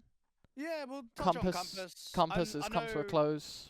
Yeah, I know for you guys, you didn't do too well in the tournament, but for you and I, Ryan, we cast quite a lot of the deeper games. So we can maybe touch on yours briefly and then just look at the overall picture of the event. Opening game against Alternate Attacks. I guess we're rewinding history because this event's been going on for a little while. Obviously, beat Alternate Attacks 2-0. Game against Godsent, you lose. Game against Alliance, it's the Swedes. I don't know what's going on here. And then obviously, I think it must have been with the old lineup, right? With Gangino and Southall, if I'm not mistaken. Oh, Yeah, would it have been? Oh, yes, it's Yeah. Contenders, isn't it? This is Yeah, quite you're a dead long right. time ago. Yeah, fair enough. Yeah, Sampian I there. think that event, like with the old lineup, we were just not good enough. Like it's just simple as that. We were having bad vibes, and we were just not good, like together. And I think like this tournament is just for us. Like we don't want to remember it anymore because it's just like it's gone. It's gone in the back of our head, you know. Yeah. All right. Well, we can just touch on the playoffs then. Yeah. Ryan. I was gonna say we can jump straight into it. It's for those at home that maybe didn't know the format or how it works. It's kind of like an Elisa in the sense that you have like a main Swiss system, top 8 teams that go through main, play each other in round 1, like in this round of 12, 4 invited teams join, and then you head into obviously like this 8-team bracket again. Amcal making a surprisingly good run, to be honest with you, Josh, considering how wonky they've been. Yeah. Oh man. We'll Yeah. come back to it. We'll come back to it, Josh. I Yeah, want to okay. go from left to right here. We can Go on get then. we can get to the Yeah. flame in just a second. Sure. Obviously, Fnatic getting invited again. We'll talk about that result at the end in a minute. 3D Maxis event, Josh, is a team that I wanted to highlight because, to be honest with you, like.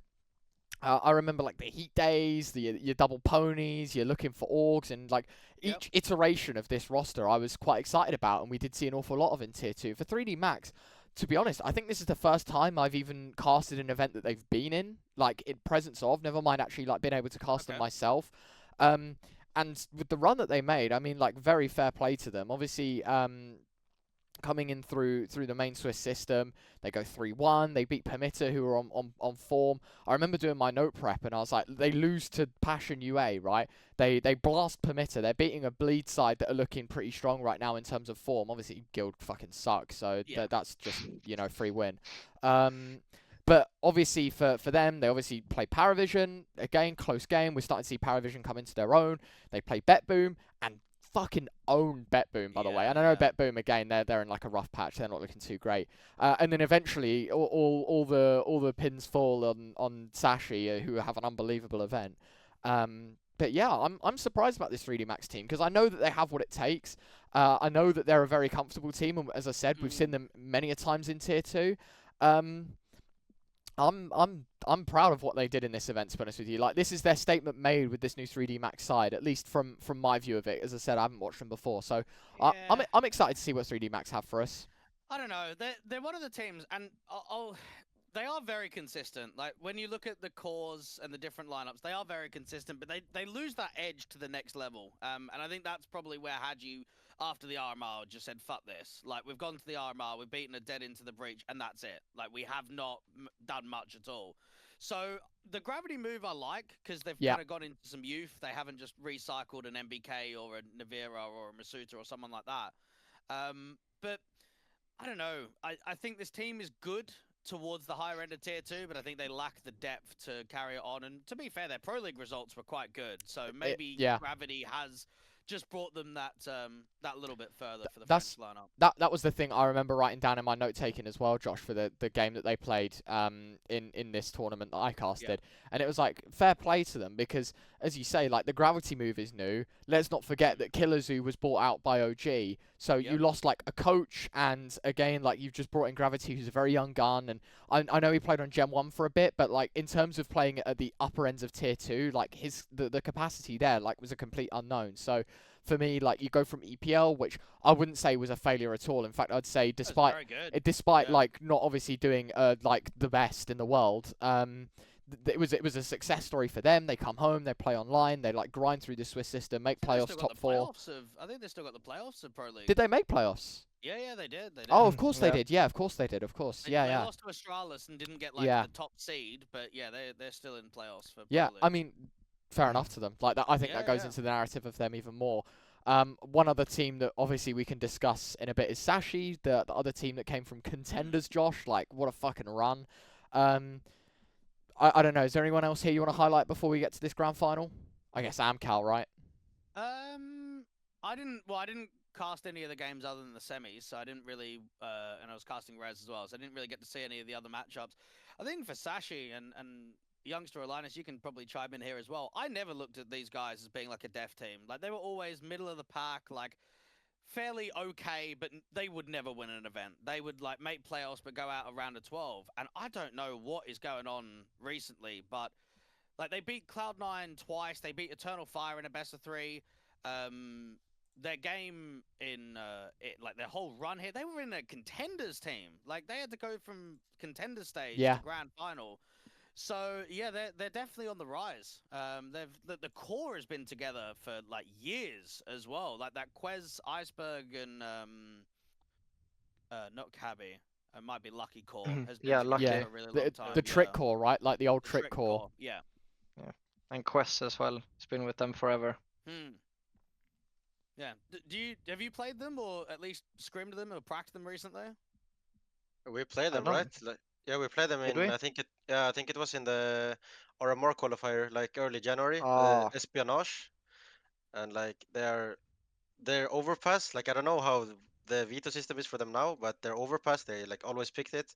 It was like one of the strongest maps, and we always got like demolished by them, and we screamed them as well. You know, I don't know now when they got signed to Sashi if it's like a honeymoon phase or something. Uh, but they seem really solid right now. Like they're doing really good results. It's so weird to me, right? Like if they brought in like an experienced tier 1 like Danish player, like if they brought in like a Dupree or something like that, right? You'd be like, okay, that's where the results are coming from. But Yeah. the fact that they've just not made any roster changes and then just all of a sudden are just turning into a slamming machine. Yeah, I actually don't know where this form has come from. No. I don't even think the players know. Like every time you hear them in an interview, people are like, everyone's gonna ask you like, oh, what's changed? I don't know. Like, Yeah. we're just playing and we're just winning. It's such a strange feeling. And fair play to them. I mean, they've qualified to the esports World Cup, the ESWC. They've now qualified to Compass LAN. It's like this team might actually. Because I was even looking at it, Ryan. Like, if you look at the LAN results for the majority of these players, bro, they haven't played anything. Yeah. They No. have just played Danish local LANs, and that's it. I remember, obviously, we had an interview with Hunden after the grand final, and we were asking, you know, like, what's the go now? Like, the goals have changed. And he's like, this is a team with, like, no international LAN experience, you know, as you say, like, they've played probably a lot of, like, your local Danish LANs and stuff, but as for experience, like, on the bigger stages, when the lights are on and stuff, like, Nothing. yeah, these guys have not done all too much at all when it comes to that, right? So, fair play to them. I think, as you say, this is like a diamond in the rough, like found out of nowhere, this Sashi form. I think, they're on an 11 map win streak now, or 11 match win streak, all BO3s. If anyone would say, like, oh, yeah, but we knew they were decent, you are chatting bollocks, No, mate. There is no, no agreed. way that you could look at this Sashi team and say they are going to be a top tier 2 team with LAN qualifications. I've got to say as well, one thing I tip my hat off is, despite having no experience, it's like how hyped everyone's getting, but how like calm everyone is. Like if you go back and watch the VOD, Josh, I'm not sure if you saw any of the game live, but it's like 1 minute there's a tactical timeout. Iceberg's like standing up, he's fucking screaming at the top of his lungs, like everyone's laughing. And then as soon as like that tac timeout ends, like he just flicks a switch, everyone sits down, and it's just like eyes glued to the screen, and they just farm. Like I was obviously saying to you guys before the broadcast started, like I casted this game, and you were talking about playing Overpass against them. Like it was a very competent second map out of Fnatic. Like I know the scoreline's close, but they look strong on Vertigo. And then you head into Overpass, and they fucking smash Fnatic. Like give them no chance at all. 8 rounds on T side. It's 8-4 at the half. They win the pistol, win the first gun buy, and that's it. Game over. Yeah, I'm excited to see what Sashi have, because as you say, Josh, this comes out of nowhere. Yeah, this is the biggest surprising team in tier 2 in quite a few years. Yeah. For sure, they're on an insane run of form. I think surely it has to be with the, like Hunden as well. Like it must be a Hunden diff. Well, Like because he was at Sashi before, but when Yeah. Espionage went from Espionage to Sashi, they then kind of Kept kept him. Hunden. So, yeah, I mean, that's an easy correlation to say, well, that's the difference, and maybe it is. because I think like with him he's always been that like mastermind, right? With CS, that's what everyone has said, and I think like not to overhype Jumpy again, but I know from my side how much he's done for me in such a short amount of time, and I can only expect Hunden to do the same with them, right? Like you only need like this, you only need to like simplify like that next level step, if that makes sense. That's like they have obviously what it takes to be a good like tier 3 tier 2 team, like from before. They've always been like a good like core who was like between top 50 and top 70, right? And it doesn't require that much to become like really good in tier 2 as well. You only need that like extra step, and I think it's probably what he's given them. It has to be. It might be just the Danes cooking. I mean, look at Ecstatic and now the Gaming Gladiators. Like they were always okay, but I think it's just been a recent thing. Like the last 6 months or so, we're starting to see the rise of the Danish teams in tier 2 when we hadn't for a really long time. Yeah. I don't know. Fair play to him. Nothing much else to say really, because it's just the results speak for themselves. It's not even like Yeah, they're playing we'll shit have- teams anymore, are they? Yeah, They're, no, they're not. They're not. I mean, I'll have to see what their LAN performances are going to be like. I think Yeah. you have to be very open-minded with the lack of LAN experience. That it could be quite rough. But look, if you get the chance of playing tier 1 teams, which they will do in both events, I'm sure that that's going to go a long way for the year. We've got a quick chat about roster changes, I think, Josh. Like, there's only a few to mention, but I guess we can have a little discussion about it. Gamer Legion signing Slend on permanent basis. Obviously, we knew he was there on trial before. I think a great pickup. If I remember correctly, didn't they play yesterday? The Gamer Legion boys in Pro League? Yeah, I think so. Yeah, they got like that And today as well. as well. Oh, they played today. Yeah, I think they won against ENCE. Oh yeah, and they beat Forza yesterday, and I remember checking the page. Slend went plus 19 against ENCE, and then like today, I mean, he went plus 4, but still, like he's been a good addition, and I think obviously we saw like glimpses of how Slend played on Endpoint. We obviously know him mostly probably from the Mouse NXT days, right, Josh? Yeah. But yeah, I mean, fair play. Now he's got the proper call up. You got to remember, like Gamer Legion as a whole, like very young team, average age 23. Slend's only 19, and the fact that he's putting up the numbers he is, especially in the role that he's in as well, like AWPing wise, I feel like he's done pretty well. Yeah. I mean, we saw him line us out in Loverton. I know that Mouse NXT didn't do that well at that tournament, but yeah, he's a quiet guy. He's a young kid, and I think it's a real step up to go from Endpoint, which is like middle of the pack tier 2, sometimes towards higher end, depending on what iteration you've got at that portion of time. But yeah, he seems to be doing quite well over there. I think the other one is like TSM, bro. They are burning money over there. They shut down the whole org, man. Just fucking give up. What is the point? Like when this TSM, because I think we spoke about it when it first came together, Ryan. It's just like, this doesn't look too good. Like you're putting quite a bit of money into it for the first iteration. And then we brought, what was it, Modo and Regin on the show. And then since then, it's just getting slaughtered even more. Like the whole lineup is just going. I find it so funny that, by the way, when, you know, like normally organizations do like a goodbye tweet or whatever, right?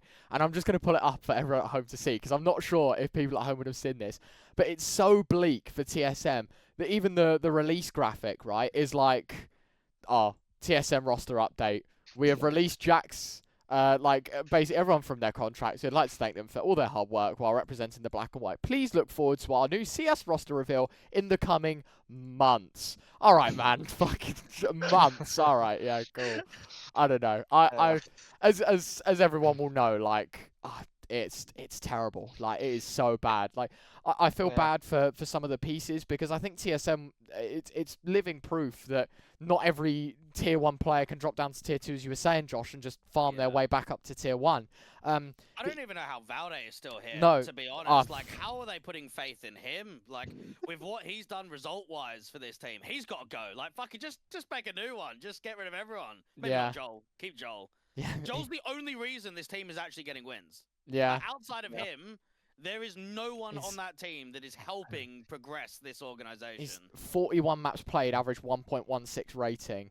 Modo was 121 matches played, 1.13 rating.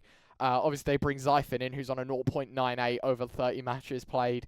I don't know, man. Like, as you say, TSM, I don't know how deep their pockets are, but fucking, you know, if there's any spare, I'll have it, because it feels like at this point, we're giving money away for free. Like, to think of how much the contracts are as well. Yeah, exactly, man. Like, the amount of money that they'd have been paying everyone on this team, and like the support staff that they have, and the whole structure that TSM has, because they're a good organization.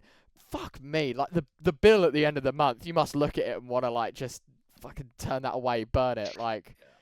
Insane. I mean, even the first iteration had like Jax and Cypher on the same team. It's like, do they not realize that they're both entry fraggers? Do they not realize it's the same person, just one's French and one's British? Like, I don't know. It's thinking about paycheck stealers and maybe just like money going down the drain. Have you seen this new Entropic roster? Here's another one where, to be fair, on paper they've got some very good pieces, but we're talking about it on the last show, Ryan. The cost of this team must just be insane. Yeah. Like, the salaries alone, picking Buzz up from Astralis and Regali from OG, it's like, brev, the money is. I don't even know what investors they must have in Entropic to make this happen. Fucking some billionaire just sliding them some money in an envelope every month, and you're right, because not to mention as well, by the way, Josh, they still have Oxygen and Milky on the bench, so technically they're playing like 7 player salaries, albeit probably like slimmed down Reduced for rate, those on yeah. the bench. You also got NK as well, who's like the coach for Entropic. If I'm not And- mistaken, I remember seeing like something about like performance coaches as well and things like that. Right, yeah. And so, as you say, like the billables, like the receipt is just going to be fucking miles long, like from head to toe of just expense for Entropic. And what's crazy as well is obviously us talking about TSM and how that went to absolute shite very quickly. Imagine this team doesn't do well in the first few months. Entropic probably, this is like, I feel like a roll of the dice. Like they put all their money on red on the roulette wheel and they're going to hope it hits. Because if this roster doesn't do well, we're not going to get invites, because obviously they start from no world ranking. If we get no invites, or if we do and we just fucking suck because it's a new team, this is going to be like another TSM where money just gets thrown down the drain at an immaculate rate. What do you I think- what do you think? Oh yeah, no, I was about to say that. I think like it's such a gamble with these kind of teams like TSM and Entropic, because you have to have like a good leader and a good coach, and just by that you can come so far. But I think like with TSM, like I think they were so underwhelming because the team was just dead, and I think the mood was probably just dead as well. Like you could see it when they play, like they're just running around, they're not like doing anything. And Valde, who's the IGL and leader, he's just straight up baiting, like no joke, he's just a fucking baiter. And you can't have that on a player who's like the IGL. It's just like it doesn't work. Like you'd see with BlameF, like Astralis only came so far. They never took the next step, and I think like BlameF had to pay for it. And I think like if you have a good leader when you're cooking up like a roster like this, it can still work if you just have the right leadership for it. But very rarely in this like tier 2 teams, you very rarely have it because the good leaders are already taken, right? Well, I'll put it this way, and maybe Simon, you can try and give some insight here. International teams are very difficult to get everyone on the same page of what the system's going to be like, how you want to play. Why have they got Tizian in-game leading, who is like the most system-based player you could probably find? Like all of his tenure on Big, it's all about playing the percentages, right? Like playing the risk factor. So not only have you got a player that's in-game leading for one of his very first times in his career, but is in such a system-based team of Big that he's now working with new personalities, with international players. And then yxngstxr is the coach as well.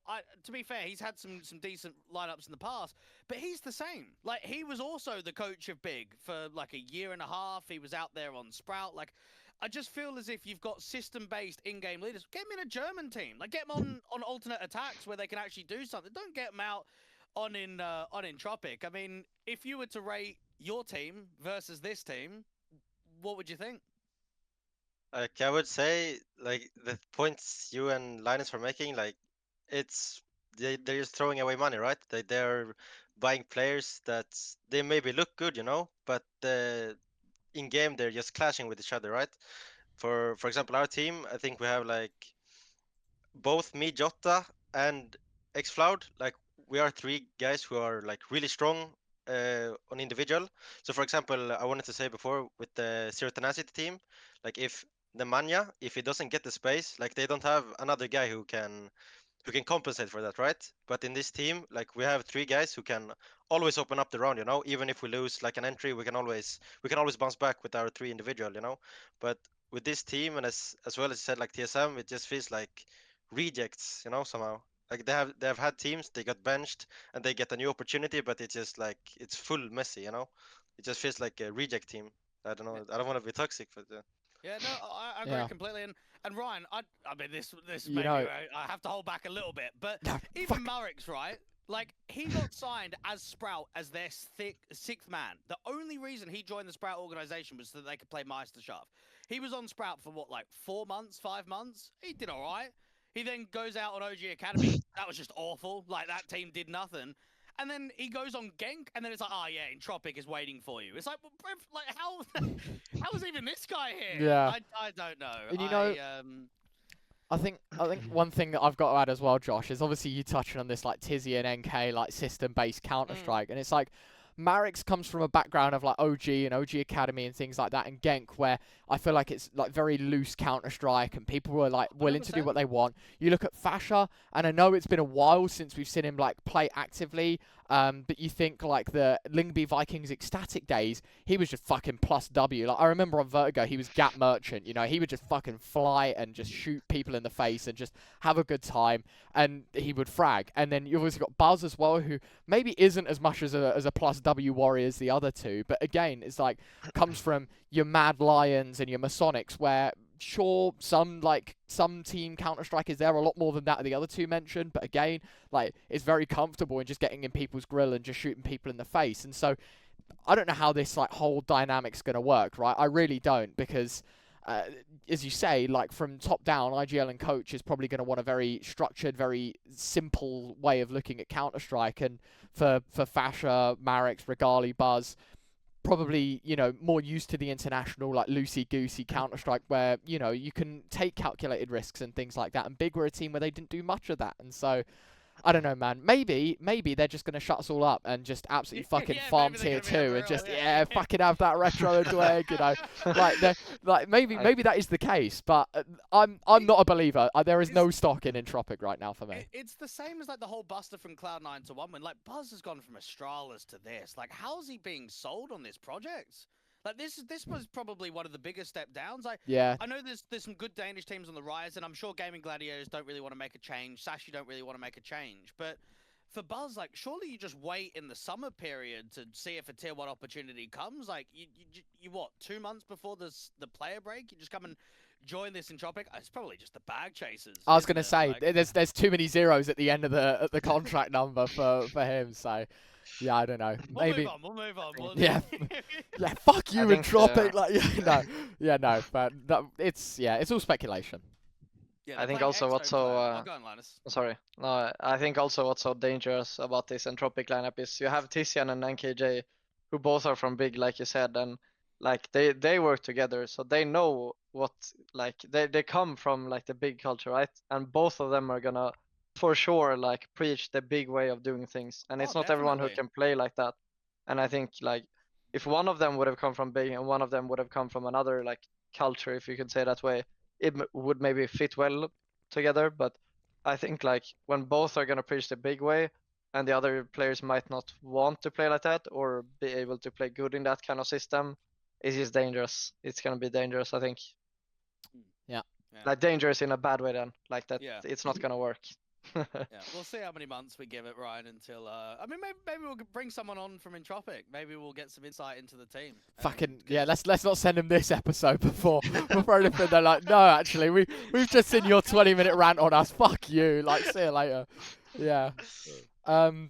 Just a couple more. The one that surprised me. Oh, go on, Ryan. No, it's for roster changes. I'm not sure if you're. Go on. Go for it. The one that surprised me is the Saw one, because Saw is in the Portuguese team with Muterus and Roman.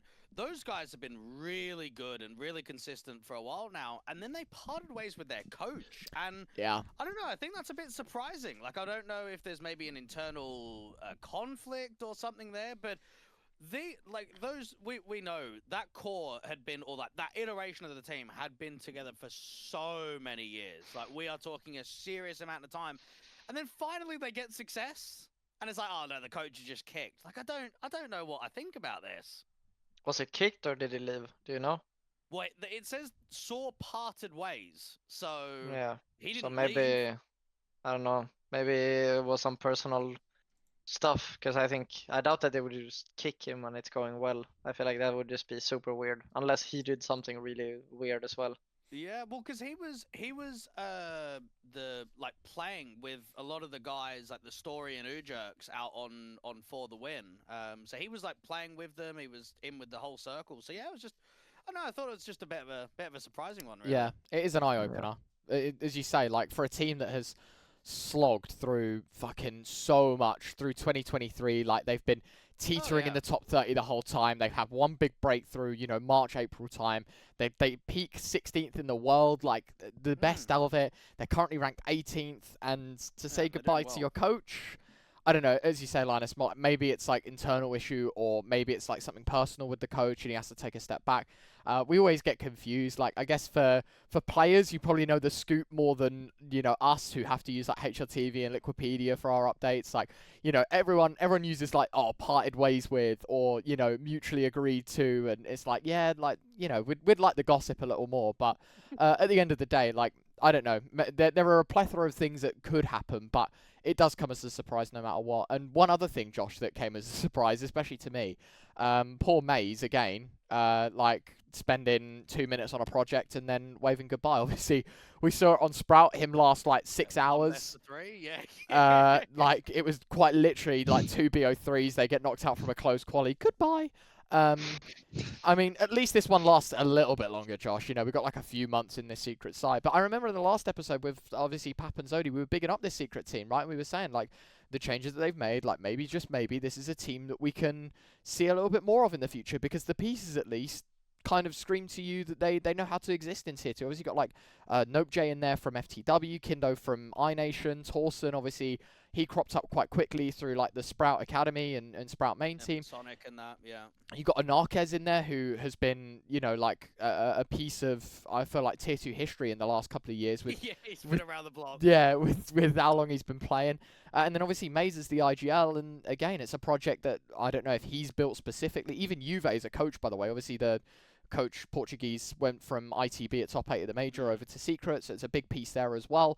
And then they've just kicked Maze, or mutually agreed to part ways with some fucking PR bullshit, but yeah, he's gone. Maybe these guys need to take a lesson from Sangal and start realizing that you can't just get results within 3 months of a brand new project. Maybe you get a core from one team, Yeah. you add a couple of pieces, and then you give it some time, and then you make a good change of maybe adding a coach, and it works out really well, and you don't just pull the plug so early into the life cycle of the team.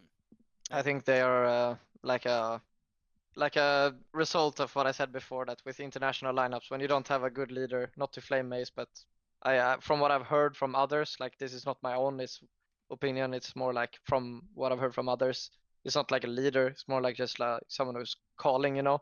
And I think that's so crucial to have like a real leader, you know. And especially if you don't have like a top tier coach, it's not gonna be enough. And I think you're just gonna have luck if you have success with a team like that, if you don't have a real leader. And I think they have so many like different personalities in that lineup that it just needs to, like, it won't make sense by itself. Like they have to make it make sense. And I think that's when he went out on Twitter and said it's just not working anymore. It's probably that it was too late to fix anything because they didn't realize it before. Josh, our most exciting bit left till last, gents.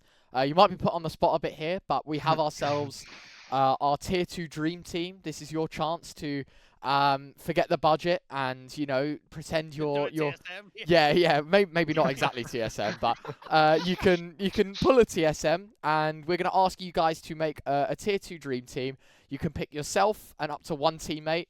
The way it goes is it goes back and forth. So LNZ, you'll get the first pick. Youngstar, you'll get the second. It'll go back to LNZ. You can't pick the same player as each other. And you're going to build 2 teams. And me and Josh are just going to rate them against each other and see who's got the better team at the end. So you can start LNZ.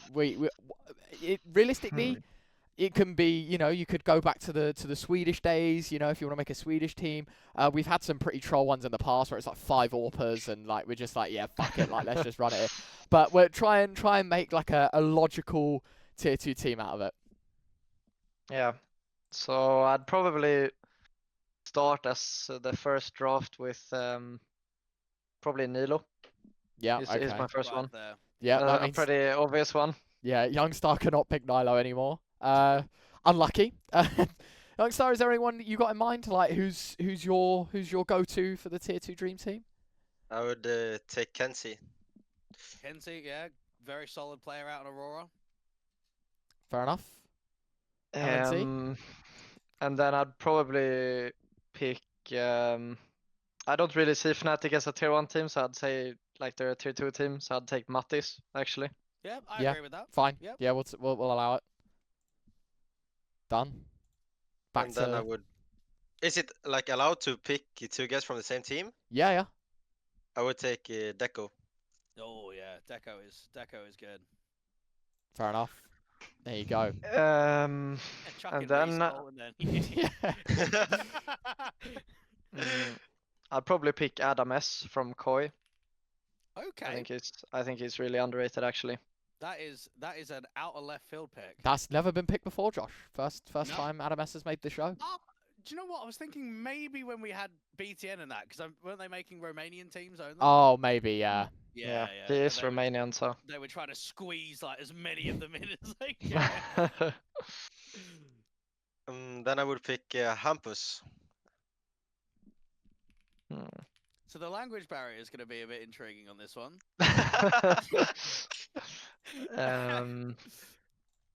And then I guess, like you said, if I'm in the lineup as well, then I only have an upper left, right? So Oh, then. yeah. Oh, you're putting yourself in?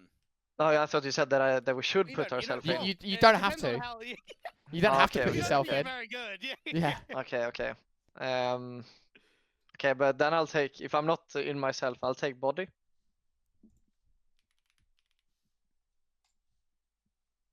Fair enough. I don't know. Wait, let me check a bit. While we're waiting for that, I don't know if you saw, Ryan, but Han is just got the first in FPL or #1 face at Elo. I saw some tweet about it this evening. Don't know where he's gone. He's disappeared completely. He was playing Yeah. out on that Let Us Cook guys for a bit, but I don't actually think he's been on a pro team for nearly a year now. Fair enough. He's back. Maybe. I don't know. Yeah. You seen how much money they make for coming first Yeah, on the man, fucking there's- leaderboards? there's- Hello?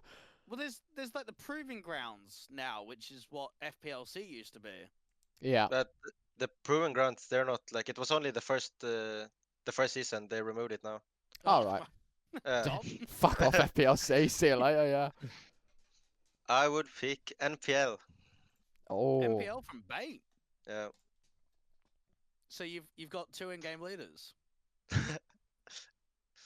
Yeah, nice one, Simon. You're gonna lose thank this you. one. Thank you. Could you call Apex a tier 2 team right now? Like, since they're Oh. transfer listed, maybe they're not a team anymore, but. Yeah, no, I'd say I wouldn't call them tier 1, even if they Yeah. hadn't gotten rid of all the team. Yeah, that's alright. So then I'd pick Knock. He's a good pick, I think. Yeah, That's... I do wonder where he's gonna go now that they've all been transferred. Yeah. Surely he just goes straight away. Yeah.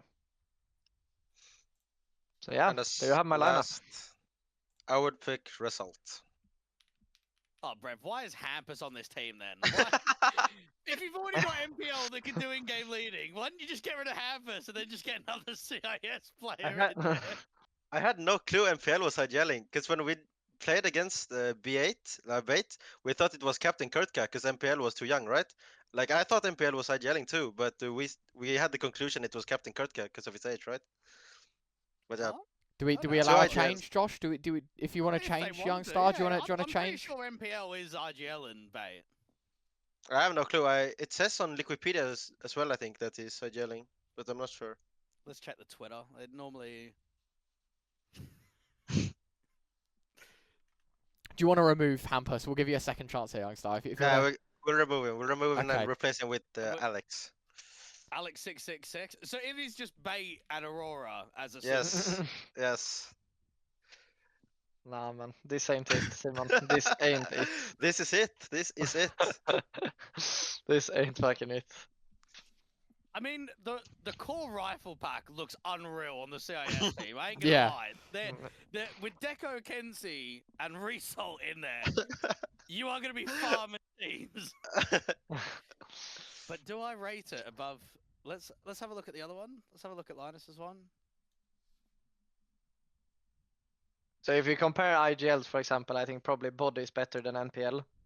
Yeah, but what's he done with an international team? Yeah, I mean that's true as well. Like, if we're talking results-wise, I've got a core of Aurora that I can look at, and 2 players from Bait. If I'm looking at this one and I'm putting faith in the in-game leader, Yeah. and I think it's close. Like actually, I really do think it's close. I- Like I No, put it this way, Ryan. Could Okay. this team win a tier 2 event? I don't think they could. Could the other team win a tier 2 event? Absolutely. Of course. Yeah. I don't know. I'm I putting don't. the I CIS I one think for me. you've got too little stock in this team. You reckon? Yeah. Let's just make it happen then.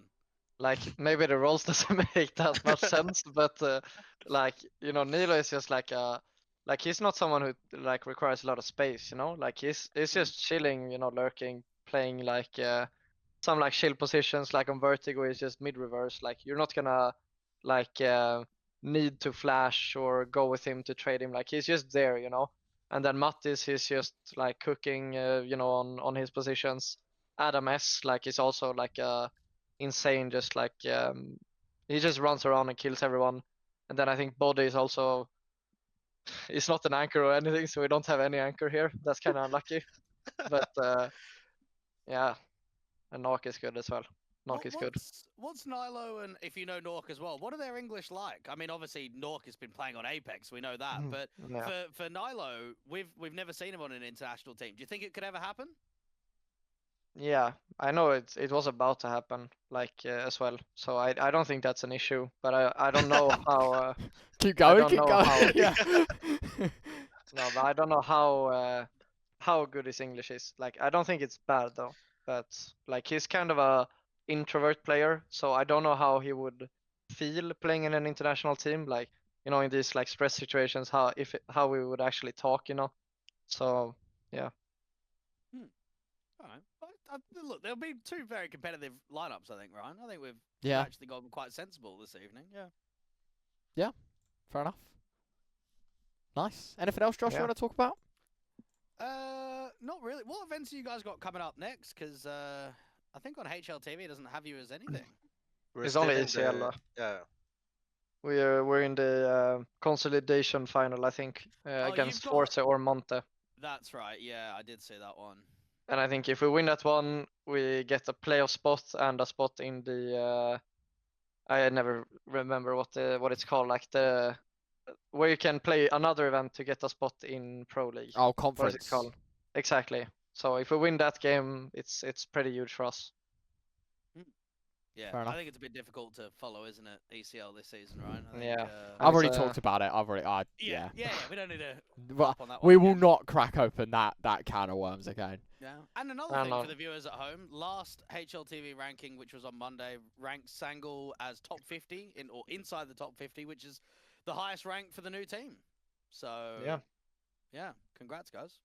Thank you. It's about us done. Yeah, I think we're happy there.